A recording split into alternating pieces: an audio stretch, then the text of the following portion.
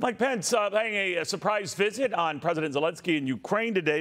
We're getting reports the Ukrainians are using this void that now has to be filled with the disruption, and some say the actual eruption of the Wagner Group, that mercenary military force of Russia that damn near had a full mutiny of Moscow. That didn't happen, but in that gap, there are these changes taking foot, and Ukraine now firing on all cylinders in all directions to try to end this war. Mike Pompeo, the former Secretary of State, with us now.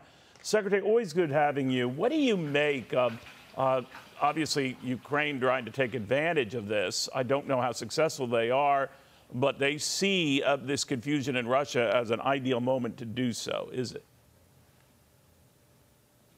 Well, Neil, thanks for having me on today.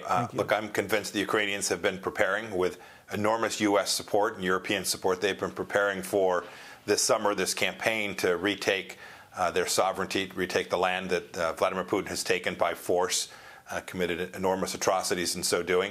And so I'm guessing that they're continuing to follow their strategic plan to try and advance to retake that. I'm hopeful that the United States and Europe will keep eyes on the prize, whatever it is that took place these past days in Russia. I think there's still a great deal of confusion about that. It couldn't have been good for Vladimir Putin, but we have to remember why America has a deep and abiding interest.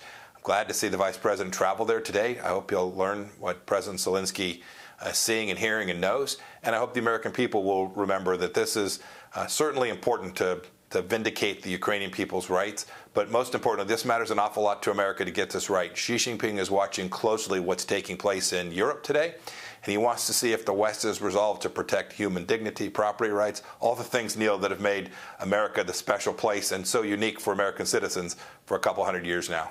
You mentioned China, Secretary. Do you think it's embarrassed by everything that happened and went down last weekend? Imagine they're disappointed. I don't know about embarrassed. I think Xi Jinping is almost unembarrassable. You should remember, he killed 7 million people across the world and didn't lose a wink of sleep over it. So I'm sure he is disturbed. I'm sure he's disturbed to see what happens when you give individuals too much power. Look, he faced the same problem with commercial leaders. Think of the senior leaders at Alibaba who were reined in when they got a little too big for their britches. I think Prigozhin had gotten a little too big for his. And so I think Xi Jinping is absolutely watching how an authoritarian puts down internal struggles and what it means when you go on offense to take a sovereign nation and the risk that that presents to your leadership as well. You know, I didn't have the opportunity or pleasure of speaking with you post this crackdown, a near mutiny, and some called a coup in Russia, and Vladimir Putin's behavior. Some quickly seized on the fact that he fled Moscow for St. Petersburg, came back, but it was not exactly a Churchillian moment, nothing like President Zelenskyy staying in harm's way, opting not to fly out of the region or the country at all. And I'm wondering if that comes back to bite him. What do you think? I think it's hard to know what's really going inside of Russia at any given time. I think those of us in the West, certainly those of us without access to classified information, I think we're often guessing about the internal dynamics there. But two things I think we can say with absolute certainty. This wasn't Vladimir Putin's finest day. You're right. Think about different decisions that political leaders make. Zelenskyy chose to stay.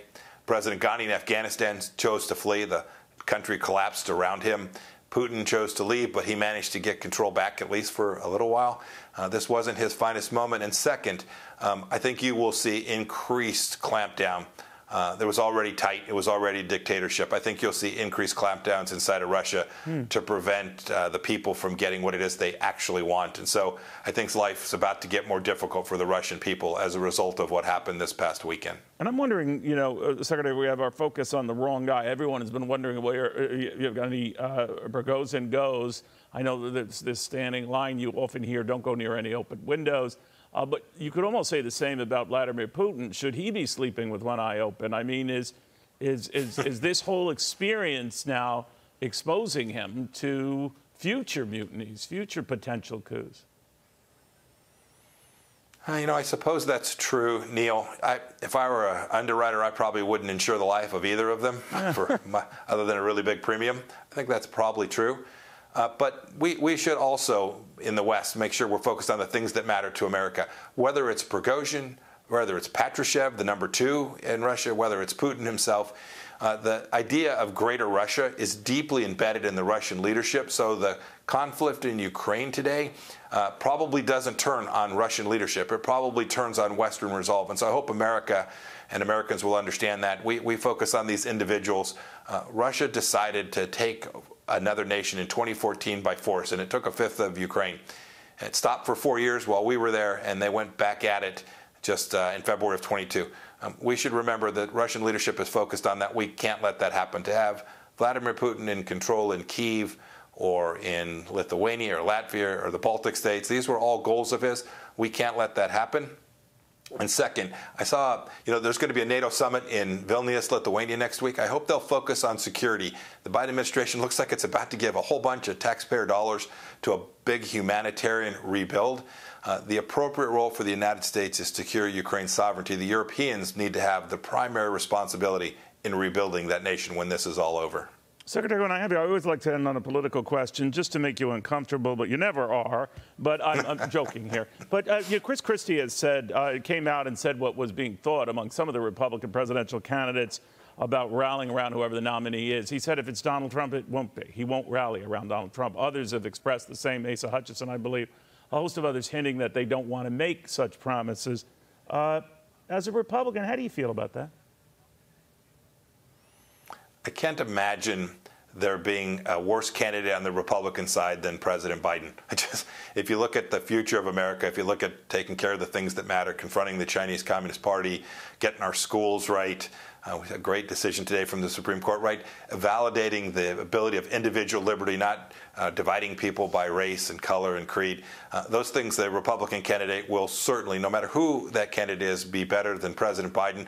I hope not just every Republican, but Americans will see that and they'll support the Republican candidate in 2024 in November.